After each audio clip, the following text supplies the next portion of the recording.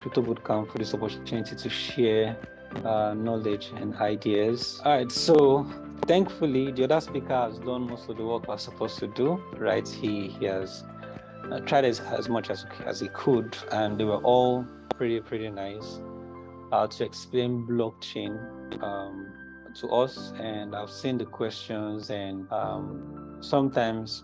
most times, once you see the kind of questions people ask, it will help you know how much they understood what you said. And from the questions I saw, we really got the explanation of cryptocurrency and what blockchain is, right? So like the previous speaker explained, right? Cryptocurrency blockchain is a ledger, is a database, right? But you see, the first blockchain that was made was Bitcoin, the Bitcoin's blockchain, and so far it has been proven to be solid, right? The success of Bitcoin actually gave birth to Ethereum, gave birth to other protocols that are trying to do one or two things, in the crypto space, which I'll get into, right? So, like he said, blockchain is a database. Blockchain is a book of record, right? So the difference between a blockchain and a normal database is that initially, let me use the word initially, when I started crypto and I'm explaining blockchain, I don't ever use the word initially. I just go on to say it is decentralized. But that we all say blockchains are decentralized, but blockchains have some level of decentralization. That's how I explain it. So some level of decentralization. Sorry to burst people, but there is no perfectly decentralized blockchain out there. There is none. So the level at which a blockchain is decentralized depends on everyone using the blockchain, right? So let's get an example. So remember what the other speaker said. So blockchain is a book of record. It is a database, right? And it cannot be easily hacked, easily manipulated. So if you have your data on the blockchain, it cannot be easily manipulated. So that point, I have to say it again so that it will stick. Right. So I also mentioned that blockchain has level of decentralization. So that means it's possible for one blockchain to be more decentralized than the other. It is very possible. Right. So I was not supposed to talk about this, but since the other speaker has spoken about most of the things I was supposed to talk, I just thought to bring this in. So how can different blockchains, or how is it that different blockchains have different level of decentralization? So first off, we need to understand that there are different types of blockchains nowadays. Now, in those early days, we had just one type, right? We had just one type. Of course, when Bitcoin started, there was just only public blockchain that is just purely decentralized. In those days, you could run a node on your system. I remember when I was in school, myself and Babs and which other person, one other of our classmates then, we wanted to run a Dash master node, right? So several years ago, you could actually run a node, a Bitcoin node, with your system, with your normal laptop, but you can't anymore rather. So I'll briefly explain what a node is. So when you store anything on a database, right, on the blockchain rather, right? So that data is distributed around the world and stored in different nodes. See, that is why there are some books you read about blockchain. They will not call it blockchain. They will call it DLT, meaning distributed ledger technology, right? So blockchain is a type of DLT, distributed ledger. So a ledger is like a book of record, right? So they call it distributed ledger technology, meaning a technology where the records in those books are distributed. That's just what that big English means. And blockchain is a type of it. So the distributed nature of blockchain and those data that are being distributed on that blockchain are stored in a node, right? So for the sake of this intro class, let's just call it a node. And for the sake of this intro class, just picture a node to be a computer, right? So don't get a bigger picture. For simplicity's sake, a node is a computer. So if you have two blockchains, blockchain A and blockchain B, right? So blockchain A has 1,000 nodes. Blockchain B has 100,000 nodes. Yes, they are both blockchains. They are both DLT technology. But one will obviously be more decentralized than the other. So the more nodes a blockchain has, the more decentralized it will tend to be. You see? Now, that is one aspect of decentralization of blockchain. So there's another aspect that has to do with geo-decentralization. There was a time, myself and some guys, this should be like 4 or 5 years ago, we had a very, very, very heated argument about Bitcoin. And the summary of that argument was about Bitcoin's, node distribution. And I'm going to tell you why this is so important. So remember I said something earlier, that if you have blockchain A and blockchain B, right, blockchain A has just 100 nodes or 1,000 nodes, and blockchain B has 100,000. Blockchain B is more decentralized. That's on one part. Now the other part is this: if blockchain A that has 1,000 nodes, that 1,000 nodes is distributed evenly across different countries in the world, and then blockchain B has 80% of their 100,000 nodes in the United States, and the remaining one, or should I say 90% in the United States, and the remaining one distributed in other countries. It also means that blockchain A is now automatically more decentralized than blockchain B. You see? So you can have a public blockchain, right, that is said to be decentralized, but that is why in my introduction I said blockchains have some level of decentralization. There are some blockchains that their main strength in decentralization could be in their nodes distribution. There are some blockchains that their main strength of decentralization could be in something else. Right. So since we have many types of blockchains, right, I'll just dwell on 3. Right. I'll dwell on 3. Just in case you're listening to this and you didn't or you're just joining, right? I heard this session will be played, will be stored later so people can listen. So if you didn't get the full explanation of blockchain, right, just make sure you listen to the first speaker. He did an amazing job explaining what blockchain is, and I've also given a small intro that I think should be enough to get you started. What was I even saying? All right, so moving on. So I was talking about the nodes and how that if you have 2 blockchains and blah blah different nodes, one be more decentralized than the other. Then I also started talking about different types of blockchain. I said there are several, right? But I will just dwell on 3, right? So when Satoshi started this whole blockchain thing, so he started with, okay, look, let me put it this way.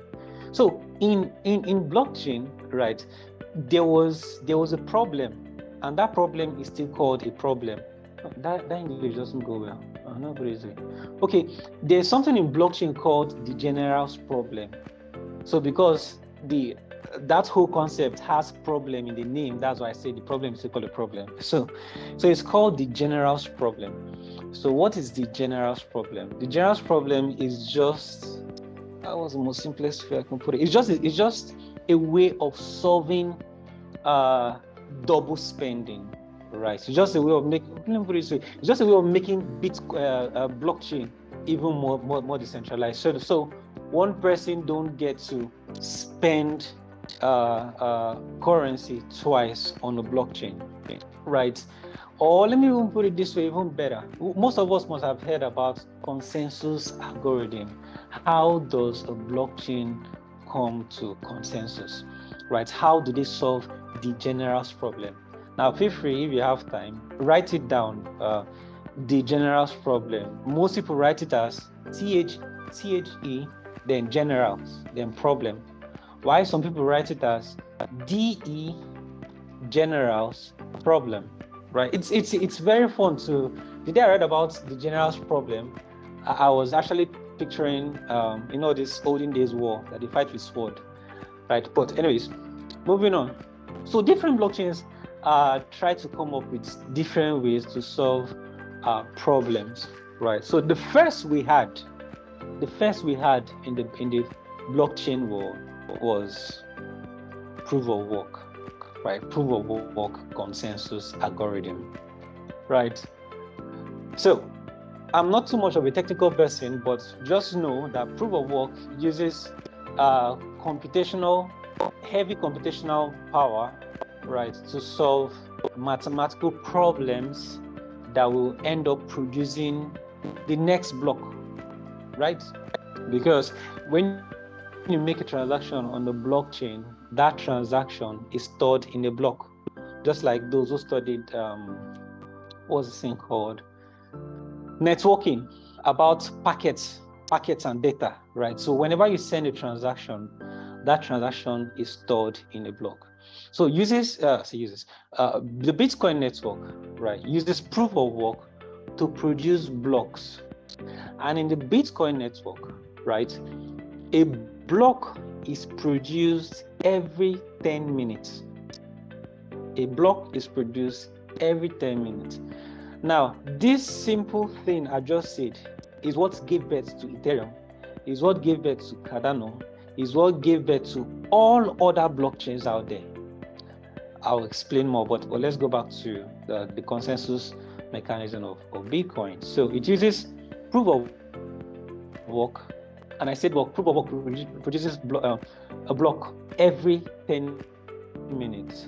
So let me give an example that will be easier for us to remember, right? So let's say you are at the bus stop, right? So there's a bus, there are 100 people, at the bus stop, and then the bus at the bus stop can only take 10 people, and it will take extra 10 minutes for that bus to go and drop those people and come back, right? So that means for those 100 people to be transported, in tens every 10 minutes, it's going to take 10 minutes times 10 to transport everybody.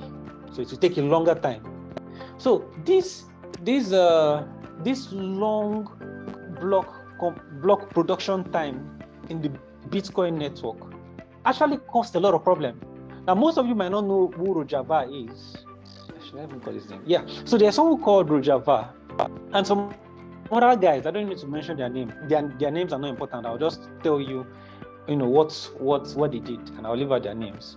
So people started, saying, why should I wait for 10 minutes for the next block to be created? Now remember, I gave you an example, a scenario using bus stop.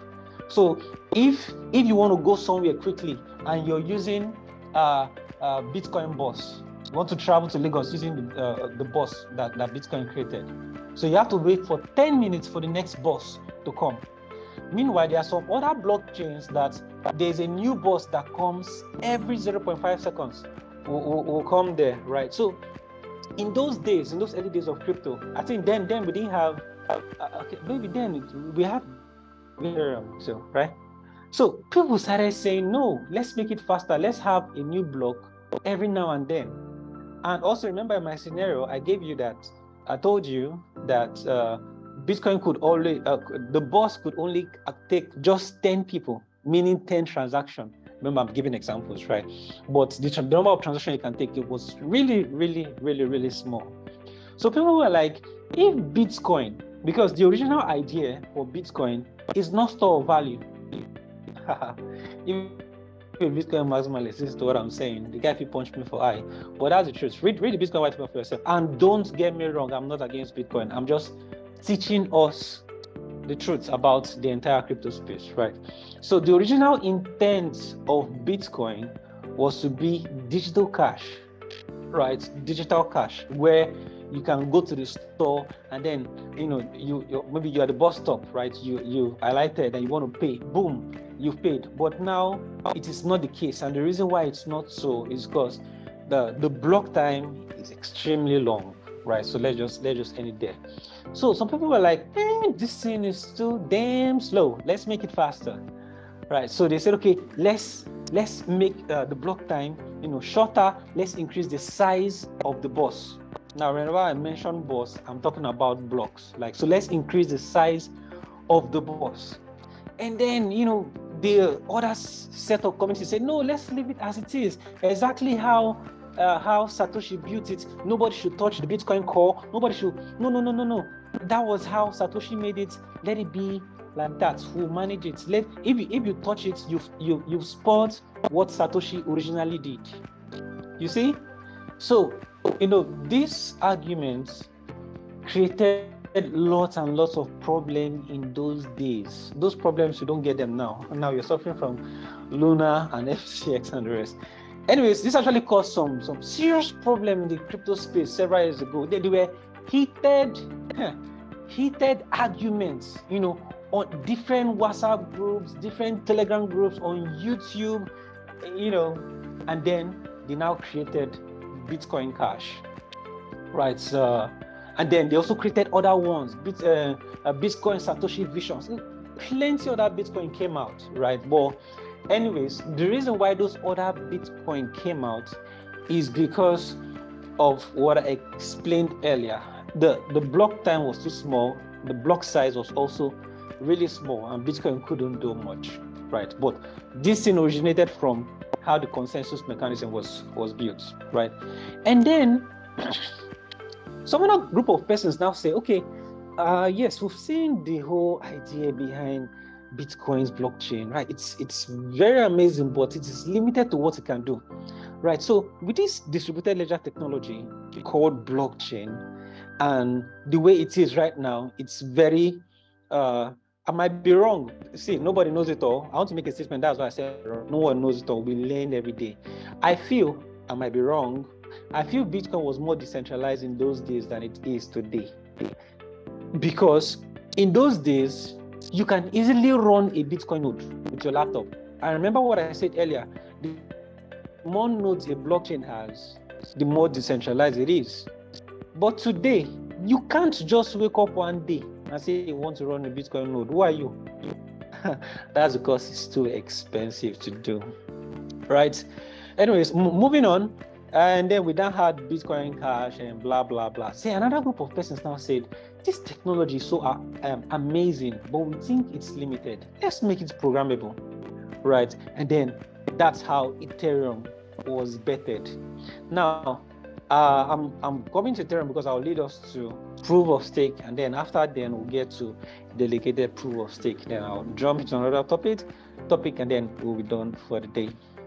And then Ethereum started, and they started with using proof of work. And the reason why Ethereum used proof of work, right? I wish I still had my Facebook account. There was this post I like about 3 years ago. I made a post.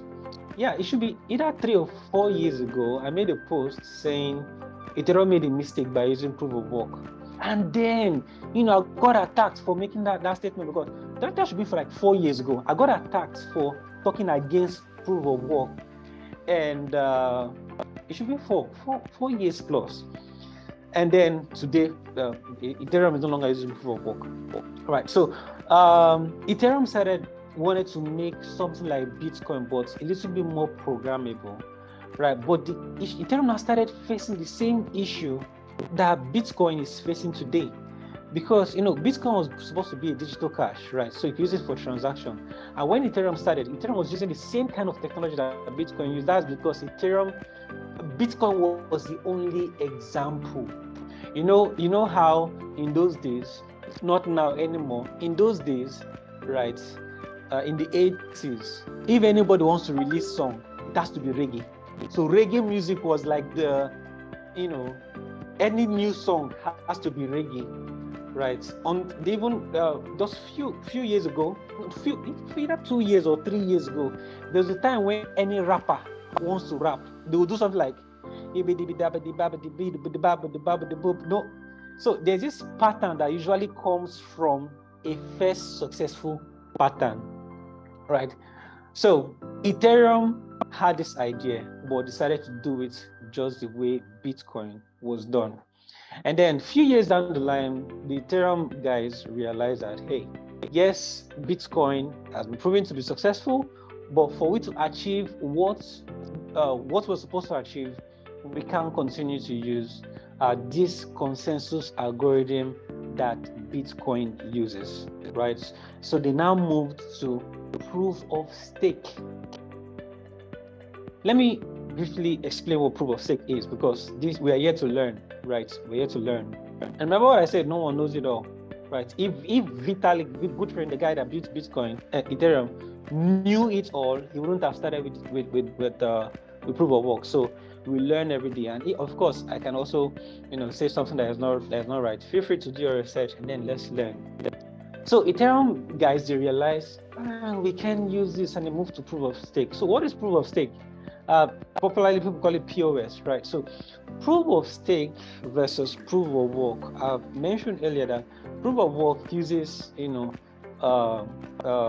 don't know if I did, but it uses machines, different mining machines, to mine Bitcoin. That's what proof of work does, to mine cryptocurrencies in the proof of work consensus algorithm. And as the hash rate, which is the level of difficulty, increases, it becomes even more expensive to mine in proof of work network. That is why today it is extremely expensive to buy enough machines and to get enough electricity and internet to mine Bitcoin, right? So they now said, okay, since proof of work, listen, since proof of work, the work of proof of work, that sounds somehow. Anyways, since the work of proof of work is to solve the general problem, for the sake of this class, permit me to put it that way, all right? Since the work of proof of work is to solve the general problem, why don't you come up with another way to reach consensus? Or why don't you come up with another way to solve this problem? And then they started using proof of stake. So how does this differ? In proof of work, you need mining machines to mine cryptocurrency. In proof of stake, just as it says, you need to stake cryptocurrency to mine cryptocurrency. There's been huge debates in the blockchain space about which one is more decentralized. Is it proof of stake or proof of work? So this has caused serious people, and as a matter of fact, there are some people that used to like Ethereum. Now they hate Ethereum so much because Ethereum is not using proof of work anymore. It's just like when someone leaves your club, all of a sudden that guy, you don't like that guy anymore. Or when someone leaves your political party, all of a sudden that guy is not a bad guy, let's go after him. So some people don't like Ethereum, but here's why. Here's their concern. Here's a concern, and here's why you should pay attention closely. All right, and just use common reasoning to decipher things. Now, proof of work, like I said earlier, you need to buy machines, heavy ones, which nobody on this call can currently afford. Maybe in the future you can, right? Then in proof of stake, all you need, using Ethereum as an example, is the coin. Ethereum to have a node, to run a node on the Ethereum network, you need 32 Ethereum, right? Which is about 32 times 1,000. That's, you need about 32 to 35, approximately $40,000 to run an Ethereum node. I know some of us in this call have that kind of money, but just keep it on the low key. So you need about 40,000 naira. Not naira, okay.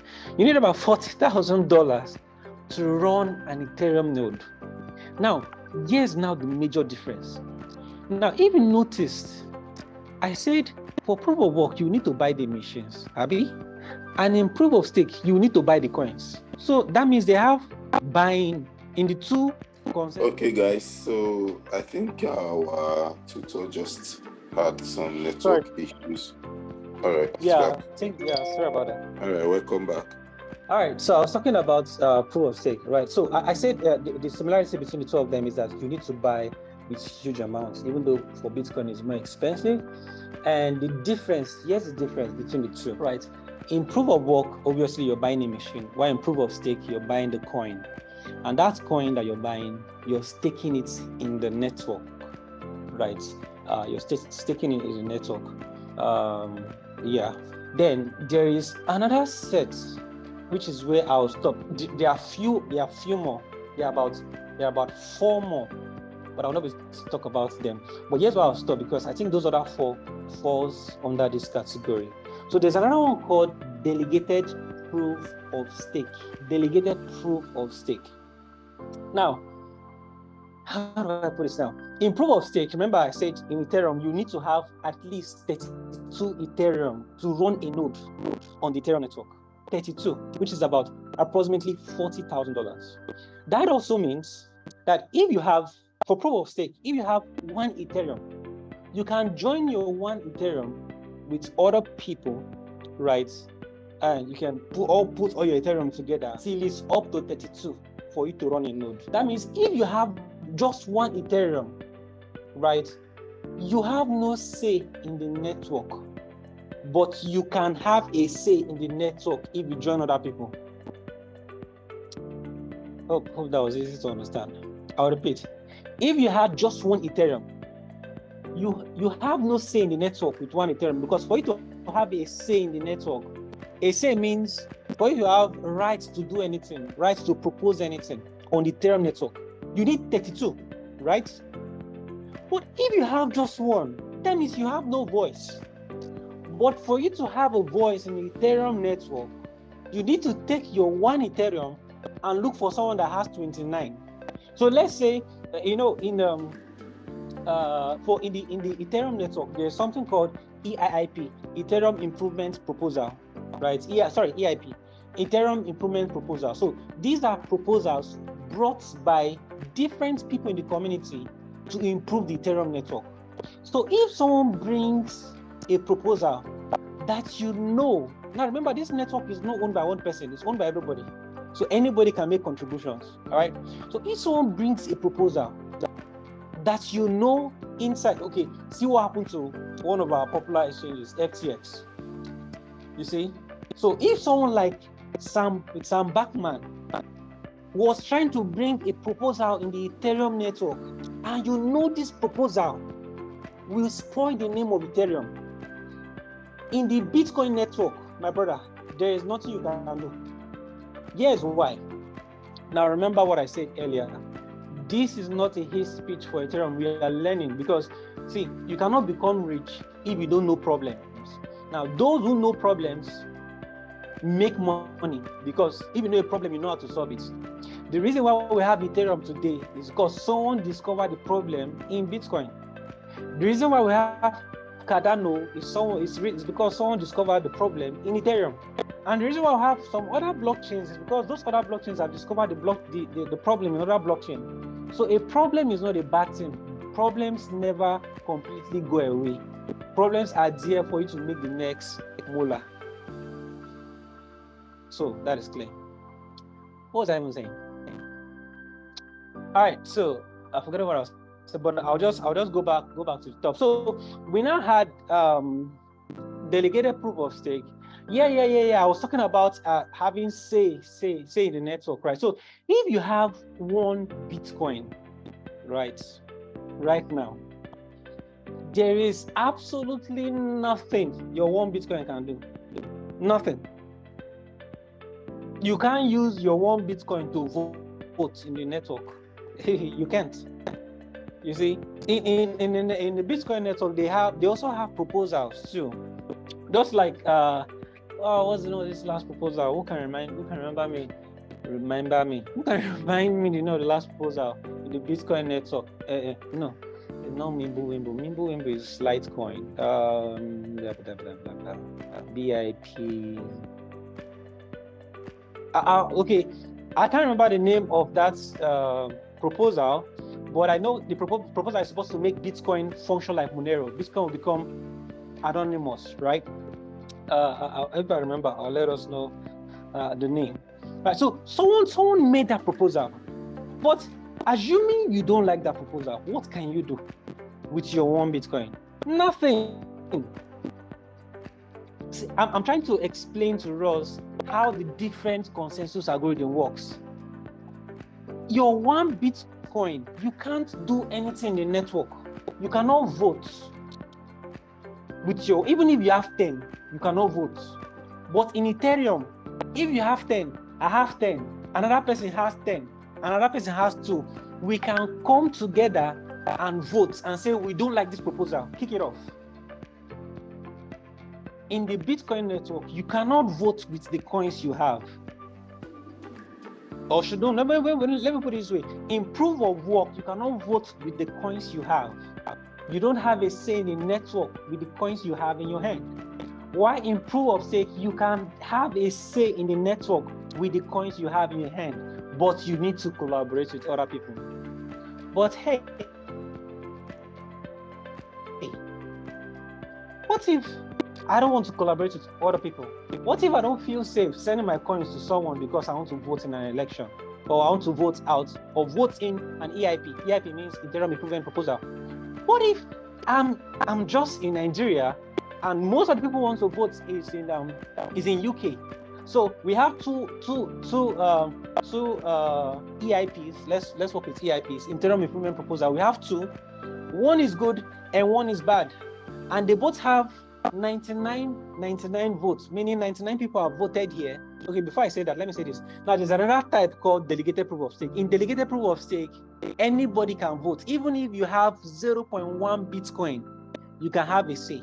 Even if you have 0.01 Bitcoin, you can have a say. And you don't even need to transfer your coin to someone else to have a say. So, assuming there was, a vote for 2 proposals in the Ethereum network, right? And then the first proposal, which is supposed to be the good one, has 99 votes, meaning 99 people has voted. And then the next proposal, let me just say 99 coins are voted. And then the next one, which is the bad proposal, also has 99 coins. Now, out of everybody in the world, you're the only person remaining. You have just this one coin. Your coin, wherever you vote for, will win. That proposal will become the proposal that the blockchain will automatically execute. You see? So with that, your one coin, you can have a say. In fact, even if it's 99.95 and what you have is just 0.5, you can have. Okay, I think I'm out of time. You can have it. What? Okay.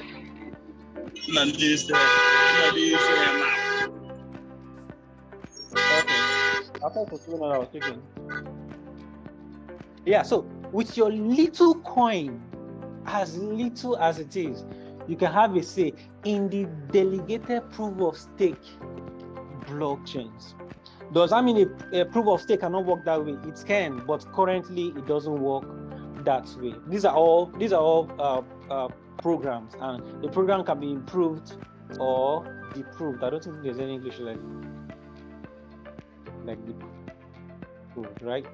So different types of consensus algorithm, right? Now, let me ask a question, right? Out of the 3 that I just explained, proof of work where even if you have 100 Bitcoin, you cannot vote. proof of stake where you need to have a lot to vote, and delegated proof of stake where even your $1 can vote. Which of them is more democratic to you? So I'll leave you to answer your questions, to answer it to yourself, and get the one that is even more decentralized, right? So remember, these things are for educational purpose, right? So let me go to something else. So since blockchain is so much hype about blockchain, right? So the question is, what is the future of blockchain? What is, and this where I will end, right? What is the future of this whole talk? You guys are hyping it too much. Well, we'll pass the first stage of blockchain. We're actually going towards the second stage, right? And just in case you are not aware, the same way everyone is using internet today, and everyone, both past churches, mosques, governments, bankers, everybody's using internet. That's the same way everybody will use blockchain. Whether it's public blockchain, whether it's consortium, whether it's private blockchain, they will use blockchain, right? Since that is the case, right, what you can do, which I'm sure one of the speakers will talk about, is to start positioning yourself for that. But that's not where I want to dwell on, because I think someone else talk about that. But what I want to talk about is the problems. Remember, I said something about problems, that we always have problems. The problem with blockchain, which many people are saying that it is not a problem, and many other people are saying it is a problem that will soon happen. What am I saying? So how best can I put this in? So blockchain is built with a certain level of encryption. No, encryption is too big for a word. Cryptography, that's too big too. Okay, let me put it this way. Blockchain is built to some, high level secure, in a high level secure way, right? So I think that's even simpler, right? In a very secure way. Now, there's a technology that is used to build blockchain that is hard to crack, right? I'm trying to see how best I can put it. But now, there are some companies today that are investing and currently building and testing what is called quantum computing. These are a type of technology that many people believe could be a threat to blockchain. Now, let me rewind a bit. Now, remember when I started, I said we had Bitcoin, and then there was a problem. Someone noticed some issues with Bitcoin, and then Bitcoin Cash was created. And then someone else now noticed problem with Bitcoin Cash and I don't know, I can't remember the one that came first, but another person noticed, okay, Bitcoin had this kind of issue and created Ethereum. And then someone else noticed issue with Ethereum and created Solana. Someone noticed issue with Cardano and produced this one. So, new technologies and new blockchains are produced because of problems in other ones. Now, for you to know what will be the next big thing, you need to know what is wrong with the current one.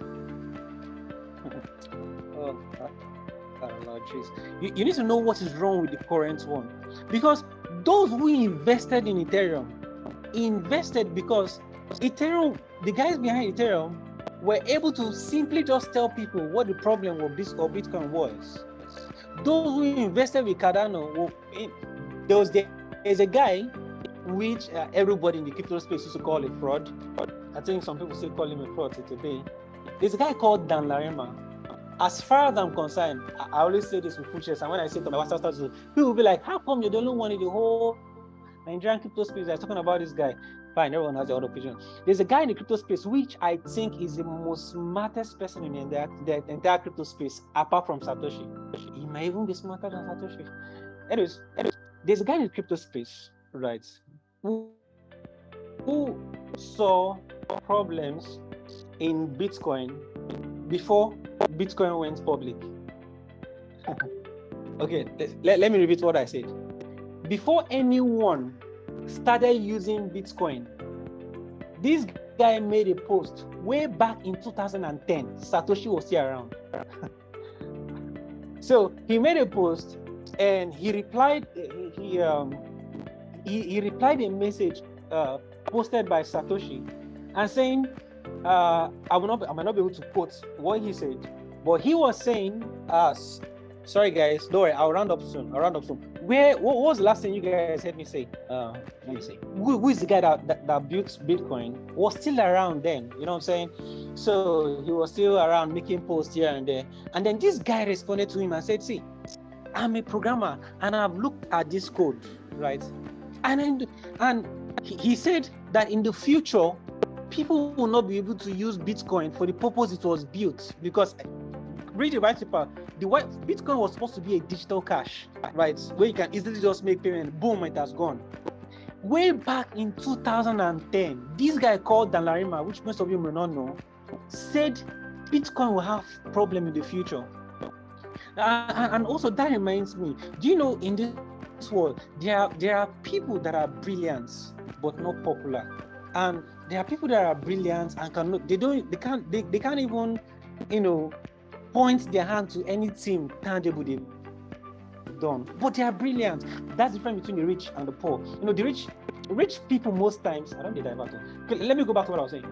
Right, so this guy was able to see the problem of Bitcoin even before anybody started using it. And guess what? This same guy, now I'm trying to get to quantum computing, so just pay attention. Now this same guy, about 6 years ago, did an interview with Vitalik Buterin. The interview is still there. Maybe I can provide you guys to see. And then he told Vitalik Buterin, now listen, before anybody started using Ethereum publicly, Dan Larima told Vitalik that there's a problem with this code he has built called Ethereum. By then, Ethereum was Vitalik was a superstar, you know. And then Dan Larima was like, "This thing you're doing, I've read through the codes, right? I've done my tests. You're going to have issues in the future using Merkle tree and the rest." Guess what? About 4-5 years later, everything this guy said happened to Ethereum. Guess what? Remember what I said, that you make money when you discover problems. 4-5 years later, this same guy, Dan Larima, now decided to implement all the problems he has been seeing in Ethereum, all the problems he has been seeing with Bitcoin. Guess how much he raised? He raised $4 billion. Till date, the amount that Dan Larima raised is the biggest money ever raised in the history of cryptocurrency. Anybody is free to correct me. If just do your research. Search. Okay, let me see if I can even search it while we're on this call. This practical time, highest money ever. Okay, highest raised ICO. Now remember, I'm trying to get to quantum computing, but I want to share this background before I get to quantum computing. So this article says the 10 biggest ICOs. Here's where the money went. Blah blah blah blah blah blah blah blah blah. EOS was the biggest winner with over $4.2 billion. Now let's find out who are the people quantum computing, right? Let's find out who are the people behind EOS. Let me see if his name will be. It's just for records sake, can do your research. The guy who built EOS, his name is Dan Larima. That's the guy I'm talking about, Dan Larima. But you hardly hear about him in the news. Dan Larima, this guy that created EOS, right? Dan Larima introduces the fractality, blah blah blah blah. And of course, just for the record, I'm not being paid by EOS to talk about this. I'm just teaching us. Now, why am I saying this for quantum computing? I said something earlier. To discover the next big thing in the DLT space, you need to find out what is the current big problem. What is the current big problem? Now, what I think, and of course I might be wrong, nobody knows it all, we're still learning. If I knew everything perfectly, I would have been, out of this world, you know what I'm saying? But, that's why, traders and investors are called speculators sometimes, because you just be like, okay, when Bitcoin was created, it was almost useless. If $1 could get you up to like 1 million Bitcoin or 50,000 or 500,000 Bitcoin. People who invested in Bitcoin then took the highest risks because it would have ended up being useless, right? So what I'm about to say now is people who invest in the next technology that will solve the problem that we are seeing today will make the next big money. Now, I am one of those who believe, now also, just for clarity's sake, I currently don't work with any company related to what I'm about to say. I think, and I might be wrong, that quantum computing will be the next big thing in DLT. Why? Because from research, it is believed that the technology behind quantum computing will be able to crack blockchain, no matter the kind of blockchain it is. So, if for any reason that's, guys, any reason, right, that quantum computing problem becomes a reality, those who invested in quantum, in blockchains that are quantum resistant will be the richest in the market. And there are just some things I look at and I'll be like, okay, I just ask myself, okay, this blockchain can do this, but cannot do this. Is there any other blockchain that can do this? If this other blockchain is claiming, now, the first thing is claiming they can do it, maybe put $100 or $200 there. If in case they can do it, then I'll make extra money. But if they can't, $100 is not so much for me to lose. You see, that's how to discover the next big thing in the crypto space. So I've made my own prediction, which might be wrong, don't hold me accountable, that the next big thing in the crypto, in the blockchain industry would be quantum resistant blockchain. I think I have something I can share. Let me see. This will be my last point. Let me see. Oh, okay. Yeah. So look at what this article says. It says quantum resistance in blockchain networks. Quantum resistance in blockchain network. Obviously, I'll start going to different articles about this. To the best. Now, what I said earlier, this is not what I wanted to talk about, but that speaker, said everything I was supposed to say. All this thing I'm saying is just coming, just flowing from my head, not directly. So I believe I've been able to explain what a little bit what blockchain is, but if you didn't get explanation, go to what the other speaker said. And also I've been able to explain what proof of work is. I try to use different examples and different scenarios. I've been able to explain what proof of stake is. I've been able to explain what delegated proof of stake is, and I gave even real life examples that we can use and relate to it, right? So I hope that was easy. And of course, now I really love what Crypto Bootcamp is doing, right? So it's one thing to come and receive education. It's another thing to take what you've learned and implement it. Right. So don't wait for Mr. Obina or the Crypto Bootcamp people to say, okay, this thing you've learned now, have you gone to do the next research about it? No, it is your responsibility to go and do extra research. It's your responsibility to go and do extra research. Find out more. We've said about blockchain, quantum computing. Read more about quantum computing. We said something about proof of stake and the problem with proof of stake. Can you research a company that is building a better proof of stake, or a better proof of work, or even something way better than the delegated proof of stake? There's even another one called DAG, the cyclic, that English always had me, DAG, the cryptocurrency that uses DAG is what's the name of it? I can't remember, but I'll remember. DAG, dicyclic. Let me not chew my tongue because of, but don't research it. Type maybe crypto DAG. That's another type, right? So there are different types. So research about these things, and the more you learn, the more you likely earn.